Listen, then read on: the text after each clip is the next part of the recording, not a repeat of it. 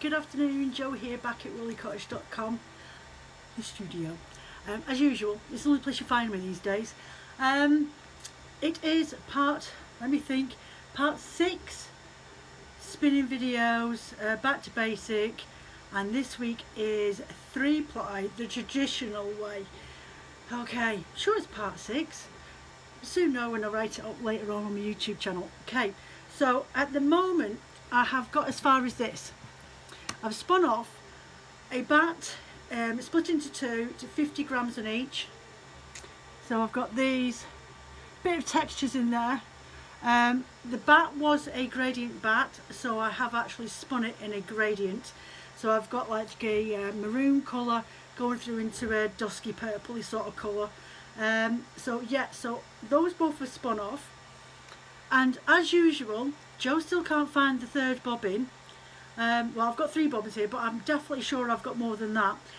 So because I've tied it up so well, and I've tied it up so well that I can't actually find anything. So what we're going to do is I'm spinning off this roving. It's a South American top. It's been dyed in a fade gradient colourway all the way through. And remember the other week there when I was on about when you're spinning, when you're doing a 3-ply, if you use 2 colours and use a contrasting one, especially if it's like this, when you spin them all together you'll be able to see the gradient colourway go all the way through. It will change the look of your wool. Excuse me, I've got hiccups. So yeah, that's what I'm going to do at the moment. So I'm just going to get on with this. I've only got 50 grams of it, so I shouldn't be too long doing it. And I've got my little, I've just done a video, and you've probably seen it, of my new bits and pieces on my spinning wheel. So I'm going to get on with this. I'll fast forward this piece, give you a bit of music, and I will pull out my Fantasia, my Freya spinning wheel, and I'll get the Lazy Kate out, get these bobbins on there, and we'll spin her up on that one. So I'll see you in a minute. Oh, just by the way, make sure that you spin all your bobbins in the same direction for when you go to ply up next. Okay, so I've spun all mine in the anti-clockwise direction, which is my usual go-to, and then when I go to ply the 3 pieces up together in a bit, I will switch my switch, and I will go in. Well, I won't switch this switch. I'll remember myself when I get onto my wheel later on that I've got to go in a clockwise direction for plying them all. Okay, so I'll catch you in a bit. On top of the moon, we could sit and do nothing. I wish we were bold to just fly away. I don't wanna care, just be here and I'm good alone. I'll be okay, miss you like an old friend. Too scared now, thinking I should call up.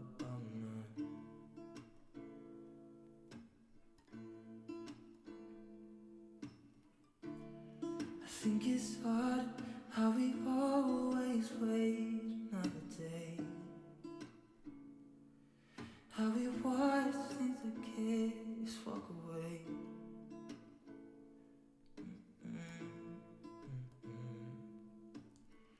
Let's live down by the water, watch it come and go home. I wish we were bold to like sail away. I just don't wanna care. Can you be here and I'm good alone? I'll be okay, miss you like an old friend. Too scared now, thinking I should call up.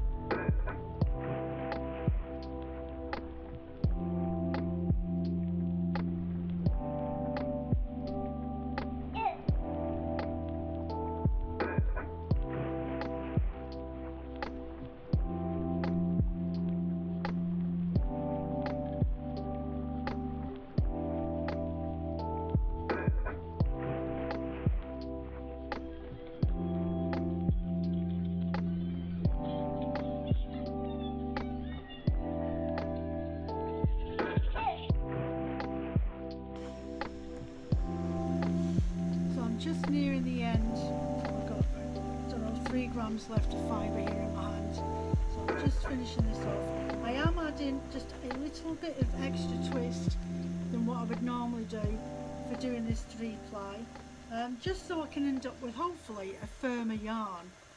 I'm going to have a look up some information about the grist. It's not a term or a trait. What's the word I'm looking for? It's not a technique, I suppose, is actually what I'm looking for, that I guide or govern my yarn spinning to. But it has its reasons and why in areas that you would want to use it. So before I get the spinning wheel out, I'll go and look up some information and find a way to explain the theory behind the grist for you. So if you want to delve into that side of things a little bit further, then you can do. Okay, so that is that. Done. Stop my wheel. And I've got a gradient colourway going all the way through and ends on a grey colour. And then I'm going to apply that with these. Hopefully it should turn out quite nice. It wasn't planned, we'll put it that way. Definitely wasn't planned. But I'll go and get my laser cake sorted out and get all my bits and pieces and get comfy on the wheel, and I'll be back in a minute. Okay, so now I've got my 3 bobbins on my laser cake. I've done a bit of a tension on it, but just to stop them from moving around so much. But I'm not really that bothered about doing it too tight on my tension. I'm quite happy to just use my hands and my tension on my flyer when I'm spinning away. So I'll get this started and I'll have a little natter with you as I go along. So I'm literally going to grab the 3 strands. I've not done them in any particular order. I didn't think it really mattered if I wanted the 2 colours first and then the other colour next.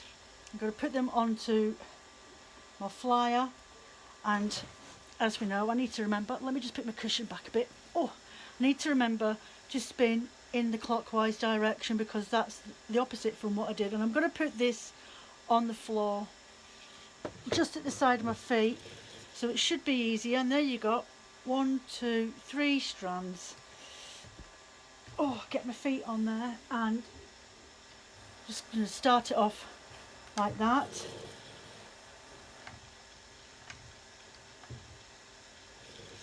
And just go at a really gentle pace. And that is it, ladies.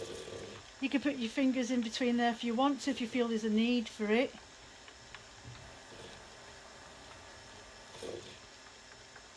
But it's just plying. It's just plying as you would, but you're using 3 yarns to ply with.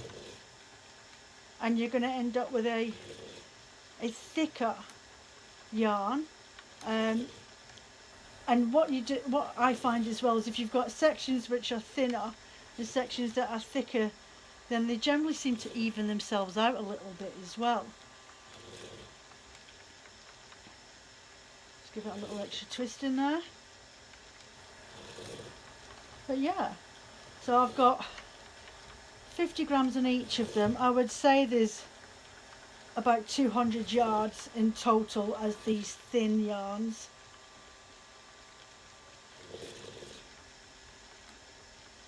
Just let them get the twist out of them nice and slowly.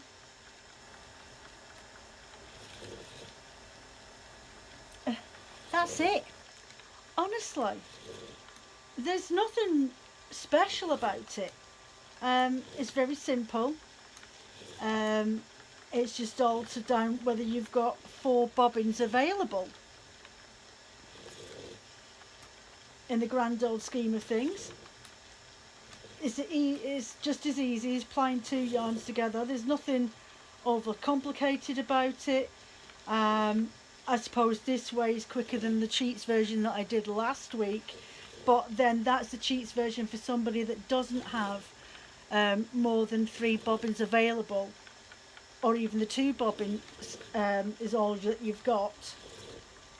Some people only have 1 bobbin because they've got such an old wheel that they just can't find the parts for it, or they've bought it second hand because they didn't want to, like, maybe for about 50-60 pounds, and it's an old one that still works, and it's only come with one bobbin, which does happen. Then all you have to do is just spin off your weights, roll them up into a cake or into a ball, and once you've got the amount that you need for doing your 3-ply, which is obviously 3 balls of wool or 3 cakes of wool, then spin them onto the one bobbin that you do have. You may find that the bobbin on those older spinning wheels are quite small, and it might not take all of the wool in one go. You may need to split it halfway down, but there's still the potential there to do a 3-ply yarn. But with a 3-ply yarn, you are getting a stronger yarn to spin, to work with. It's got a lot more strength in it because of the way that the diameter, as I explained the other week, there is more circular than it is if you were to just 2-ply. In terms of what you can use it for, harder wearing clothing, or using it as a warp yarn on your loom, is another good reason to do a 3-ply. You could do a nice lightweight 2-ply in a soft wool, but use some sort of coned wool or acrylic or something like that if you want to use it for warping, that will complement the wool that you've got, and you've got loads of it. Then ply it up against an acrylic or something that doesn't have any stretch in it though. Some acrylics don't have any give in it whatsoever, which would be a really good one. But as I said the other week there on my live chat, go and look up the charity shops locally and see if anybody, or if they've got any in the back for cones of wool. And cones of wool, cones of acrylic, that sort of thing. And just go from there. So I'm just going to carry on with this, and I'll come back to you in a bit once I've got this nearly all spun up. Okay?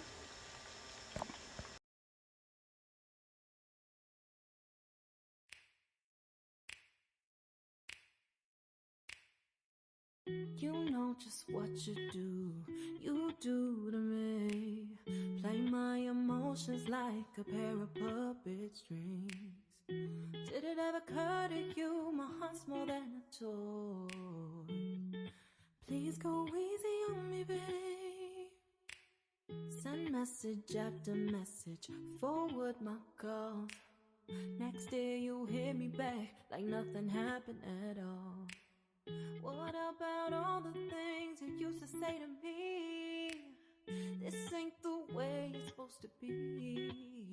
And you know I wouldn't do that to you. You know I wouldn't treat you that way. No, I've been running, can't catch up.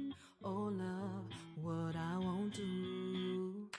Oh, you got me chasing waterfalls. Oh, you got me chasing waterfalls.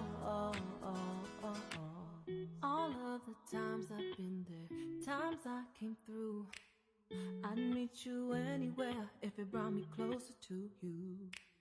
Distance is killing me, you make it so hard. Won't you let me love you, babe? Used to be optimistic, these days I just don't know. Okay, so I've just been off and grabbed a book. I thought it was probably easier than talking from my notes about, oh, that way. Oh, hold on a second, I'm still stuck in that. Oh, a minute. And I want to just move my flyer down a little bit as well. Okay, I'm just going to get this down a little bit so I can get my hands inside the yarn. Bring that down. So, grist. Okay. So there's maths involved. I'm actually reading an insert from my Yarny Chapter book. Because if I go online, it makes it out to sound a lot more complicated than it actually is. But this book will actually give you prime examples of why and how you can alter the way your wool spins to get the perfect consistency in your yarn. So I'm just going to get my fingers in here now that I've got them out of the way. Right, so she goes on to say, a lot of spinners don't measure grist and don't want to think about grist. Some don't even know what it is. Grist is the density of a yarn and how heavy a particular length of yarn is. It's measured in yards per pound. In America it's in pounds, in the UK it's ounces and kilograms, so it's a bit hard to try and transfer that information, but if you go with the pounds, so it'd be YPP. I find knowing the grist really useful for making consistent yarns. Yes, there is maths involved and that's why some spinners won't tackle grist, but the maths are really basic, no complex equations. I don't do any maths, I can't do on a calculator, so all I need is a calculator and the knowledge that there are 16 ounces in a pound. Divide the yardage of your sample by its weight in ounces to find out how many yards there are in 1 ounce. For example, if you've got 20 yards that weighs half an ounce, divide 20 by 0.5. The answer is 40, which means there are 40 yards in 1 ounce. Multiply 16 for the per pound yardage, which would be 640 yards per pound. Another example, if you've got 20 yards that weigh 0.32 ounces, divide 20 by 0.32 to get 62.5. She goes on to say, see, I told you you'd need a calculator. There are 62.5 yards in an ounce of this sample, so multiply by 16 to find that this yarn has exactly 1,000 yards in a pound. So there's a formula here, so if you want to write it down, sample yardage divided by sample yardage weight in ounces equals length per pound. Length per ounce times 16 ounces yard per pound. So the higher the YPP, the finer the yarn. For instance, the grist of a bulky yarn is about 400 yards per pound. The grist of a lace weight yarn is 4,000 to 6,000 yards per pound. Okay? So, yeah, it's about being able to consistently spin out a dependable length of yarn, depending on exactly what it is that you've got. Okay, so if you're measuring grist to be consistent while you're spinning and finding that your sample yarns don't match, you might ask yourself a few questions. Have I changed my drafting method? This often happens to me when I get into the zone. Should I be spinning worsted for a project, but when I get back to the sweet spot of spinning, I revert back to my regular draft, which is a woolen? Have I changed the amount of twist going into my yarn? Am I spinning in the right whirl? Am I adding more twist by treadling faster? If you're using grist to match an already spun yarn, but the YPP of the yarn you're spinning isn't quite the same as the YPP of the yarn you're trying to match, ask yourself these questions. What type of fibre am I using? Lighter than air Como, or a denser BFL silk mohair, or a blend? What is the fibre preparation? Worsted preparation makes a denser yarn when all other things are all the same. Why is my drafting method compressed worsted or airy woolen? Why are my singles and my ply twists? More twists make a yarn shorter and denser than a less twisty one. How many plies am I using? So those are all the questions that you want to really be asking yourself if you want to go down that route. I would definitely advise you, if you haven't got any hand spinning books in your collection, definitely get a good one that will give you an all-rounder of information that you can sort of study on. There's a bit more information in this I'm just highlighting because it's not something that I do as a general rule, because I generally hand spin to weave with. So even though it is important, the importance for me for weaving wise is whether I spin in the Z or the S direction for the type of fabric that I want to create, because it does have an effect on the way that the fibres sit together. So how to adjust or correct your gist. You can choose a number of approaches in order to get the yard per pound you want. Make the right choice, however. Each of these needs to be measured against the type of yarn you want to end up with. Here's how to raise the YPP and make a finer or a lighter yarn. Use finer fibre. Use a woolen preparation. Draft less fibre for the same length of yarn. Draft a woolen style. Spin a lighter twist in your singles or ply both. Use fewer plies. So, okay, so I can help you out with one of these. Use a woolen preparation. If you're using a drum card, and I do have a video where I showed you the difference and spun up the fibres for worsted and woolen bat, and spun up those two examples and showed you the difference in the way that look, and there is a difference, you can certainly tell, and I think I've got the samples laying around here somewhere. I'll try and find them for next week's live chat, but they're definitely around in this room. Okay, so if you're using a drum carder and you're blending your own fibres, you want, for a woolen wool, all the fibres to go in the exact same direction. Okay, so like a comb top sort of theory, all the fibres are going through the exact same direction, straightforward. Especially if you're using a fleece that you're processing yourself, you want to run that through your carder at least five times to make sure that all the fibres are all aligned in the same direction.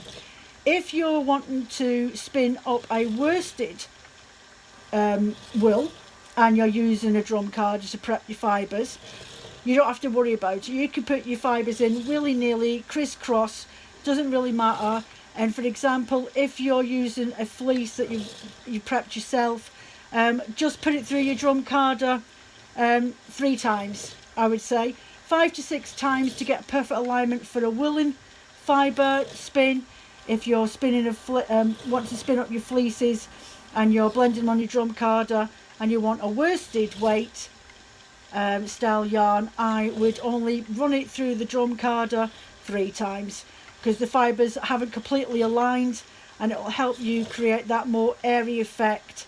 Because the fibres aren't aligned and they are crisscrossing over each other, they will trap in more air. So I can help you that way. Grist is not a technique that I use that often. If you want to count your grists but you're not that good your twists and your yarn, think about your treadling and your feet. I'm generally on a minute, so I'm just pulling back now, back to the thing. So it's 1, 2, 3, 4 and 5, 6. I'm at the top. 1, 2, 3, 4, 5 and 6 up to the top. So you can see my knees are moving. Well, it's actually because I'm using my feet, you see, so you can't really see. I'll do it again and I'll tilt you down a little bit, and then you might actually see what I'm doing. So I'll tilt you down. Excuse my funky shoes. I'm longing for the summer months, and I spotted my shoes in the cupboard. Okay, so if I go back up to there, 1, 2, 3, 4, 5 and 6 I'm in. 1, 2, 3, 4, 5 and 6 I'm in. So that's generally where I'm at when I'm doing my treadling. 5, 6 I'm in. If I wanted to stick in more twist into this yarn, I would go 1, 2, 3, 4, 5, 6, 7 and in. 1, 2, 3, 4, 5, 6 and 7. I feel that's too much. I can feel my wool sort of trying to jut out of itself, but I generally stick around about a 5.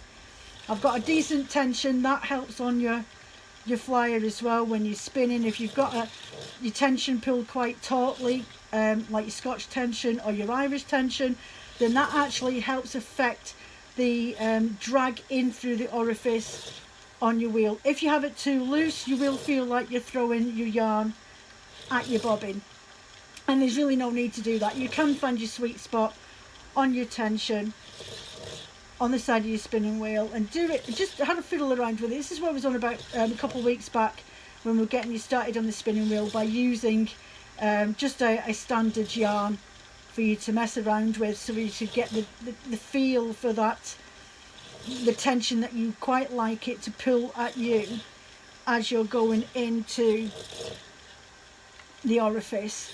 But it's 1, 2, 3, 4, 5 and in to 6. 1, 2, 3, 4, 5 and 6 ish. Yeah, I'm always happy around about 5, 6 at the max, and I'm quite happy with the wool that I've got. But if you want to practice doing your grist and doing the equations, and you're happy doing that, because a lot of people do quite like going into that side of it, especially if you're spinning up sample wools for fleeces that you've got in your own collection, so you can get an idea of what type of projects that you can do, because you can plan for them better then. By doing the grist, you can, if you need a consistent weight of yarn and you need a specific length of yarn to be able to complete a jumper for a grown man or whatever it is, then you know, by practicing the grist, stick a sample piece of the piece that you're spinning now. So for me to take what I've got here now and snap it off, put it around a piece of card or a little thread bobbin or something like that and write sample name on it, and then I can refer to that 2 or 3 times whilst I'm spinning up my yarn, and just check my bobbin or my yarn going into my bobbin that I'm keeping to the same speed, the same draft when I'm doing the singles, the same speed that I'm treadling at, that and taking note of what flyer, if you've changed your flyers over, or if you're using a different ratio on your flyer bobbin as well. All those sort of things definitely act as a support or a hindrance depending on what it is that you want to achieve from your yarn. So I've not got much further to go, so I'll catch you at the end when I'm winding this onto my niddy noddy. Okay.